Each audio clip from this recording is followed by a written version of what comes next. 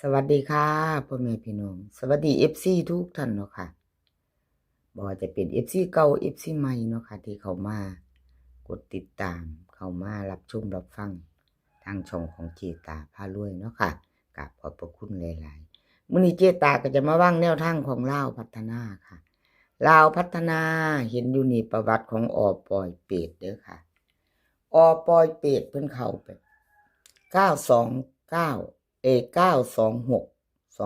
นะคะเก้ากับบนเก้าล่าง2ตัวบนค่ะตัวเน้นตัวเจาะตัวเน้นตัวเจาะ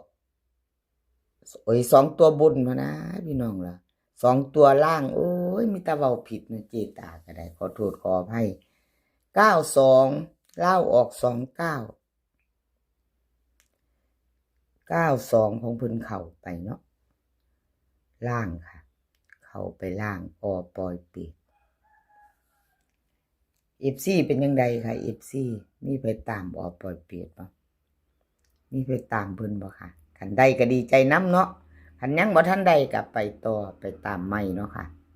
ยังบ่ทันใดก็ไปใหม่กับปอยเป็ดวันที่7เนาะค่ะเป็นวันศุกร์ที่7 20:30ลาวพัฒนาไปต่อกับปอยเป็ดก็เตรียมแคปหน้าจอค่ะเตรียมแคปหน้าจอไว้ไปจะไปต่อกับเพิ่นปอยเป็ดเนาะค่ะกราบขอบบุญขอบคุณหลายๆเด้อค่ะปอยเป็ดที่ให้แนวทางมาวางทางช่องเจตาเนาะกราบขอบพระคุณเป็นอย่างสูงค่ะวิ่งลูดค่ะเพิ่นให้มา7กับ9 2ตัวค่ะ4หาง73 75 93 95 6หางค่ะปล่อยเปลี่ยนให้77กับ97ค่ะบ่มีเบิ่นบ่มี3ตัวเนาะ2ตัวอย่างเดียว6หางเน้น4หางค่ะเน้น4หาง73 75 93 95เน้น4หาง2ตัวอย่างเดียวเด็ดเอา2ตัวอย่างเดียวปล่อยเปลี่ยนแคปหน้าจอค่ะแคปหน้าจอใครจะไปต่อกับเพิ่นเนาะปล่อยเปลี่ยนแคปหน้าจอไว้เลขทุกตัวเอามาวางเพื่อเป็นแนวทางค่ะ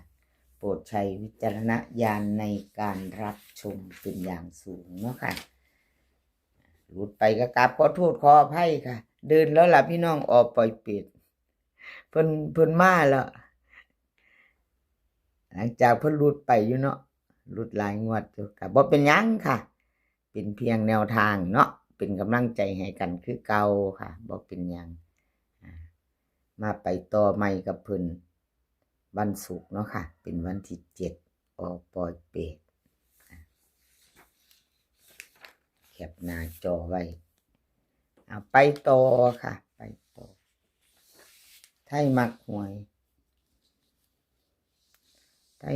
ยก็หลุดไปค่ะไทยมักหวยวันที่5ที่ผ่านมาเนาะค่ะไทยมักหวยลาวพัฒนาเนาะเบิ่งที่ออกไป92629ของเพิ่นบ่เดินเนาะค่ะวันที่5ที่ผ่านมาเนาะให้เบิ่งประวัติงวด1ค่ะให้เบิ่งงวด1กราบขอโทษขออภัย FC ค่ะที่ไทยมักหวยของเพิ่นบ่เดินบ่เข้าเนาะขออภัยแทนเพิ่นขออภัย FC แทนไทยมักหวยค่ะเอามาไปต่อวันที่7ค่ะไปต่อวันที่7ลาวพัฒนาวันที่7จะเป็นวันศุกร์เนาะค่ะจะเป็นวันศุกร์วิ่งรูดค่ะไทยมักหวยเพิ่นให้มา1กับ3 1กับ3 2ตัวค่ะ16 17 34 35เบิ่น1133 3ตัวค่ะ135 317 113 3ตัว3หางวิ่งรูดเพิ่นเด่นทอกันเด้อค่ะ เด่นเท่ากัน1กับ3วงกลมไว้ให้ถึง2ตัวเนาะค่ะ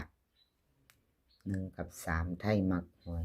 2ตัวเน้น2หางค่ะ2ตัวเน้น2หาง1 4กับ3 5 3ตัวเน้นหางเดียวค่ะ3 1 7 3 1 7ชอบก็จัดขัดก็ผ่านเนาะค่ะ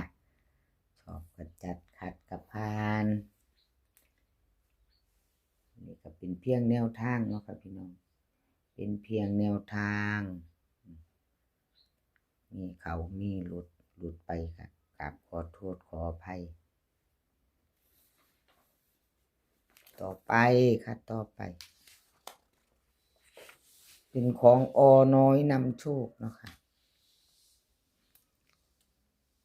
อน้อยนำโชคก็หลุดไปค่ะอน้อยนำโชคหลุดไป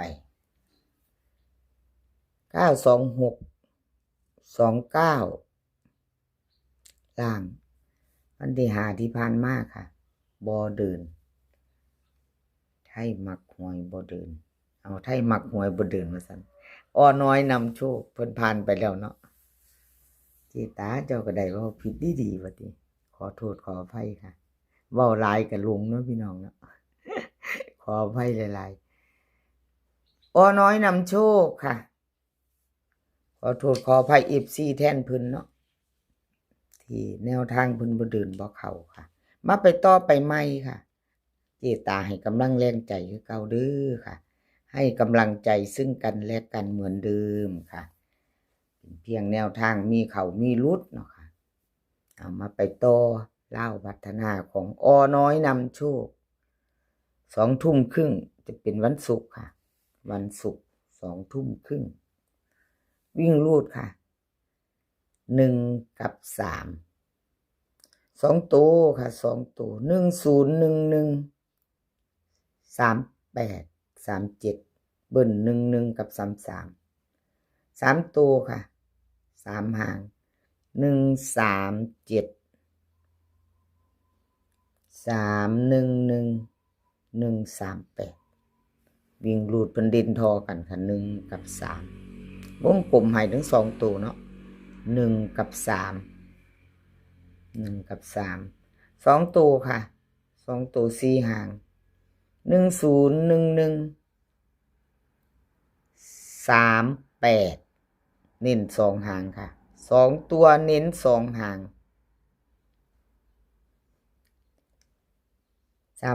3ตัวเน้นหางเดียวค่ะหางเดียวค่ะอ่อนน้อยน้ำโชคให้311ค่ะ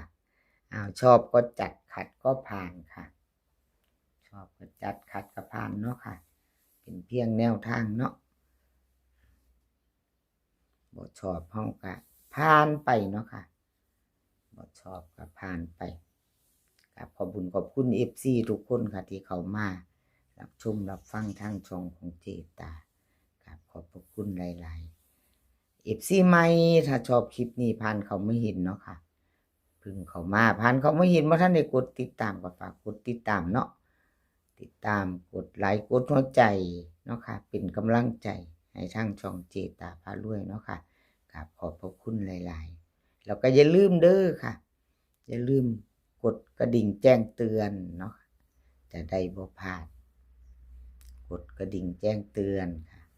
จะได้บ่พลาดคลิปใหม่ๆของเจตาเนาะลงไปปุ๊บก็จะเห็นปั๊บนะพี่น้อง FC ทุกท่านแต่เพิ่นกดติดตามไว้แล้วก็กดกระดิ่งแจ้งเตือนค่ะกดกระดิ่งแจ้งเตือนก็จะบ่พลาดจะเด้งขึ้นทันทีเนาะลงปุ๊บก็เห็นปั๊บเนาะค่ะกดกระดิ่งแจ้งเตือน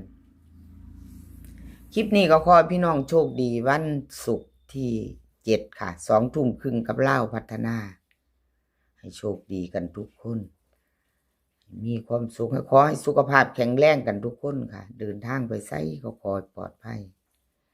เดินทางไปขอให้มีโชคกลับมาก็ขอให้มีชัยคลิปหน้าพ่อกันไหมค่ะกราบขอบพระคุณหลายๆคลิปนี้ก็สวัสดีค่ะ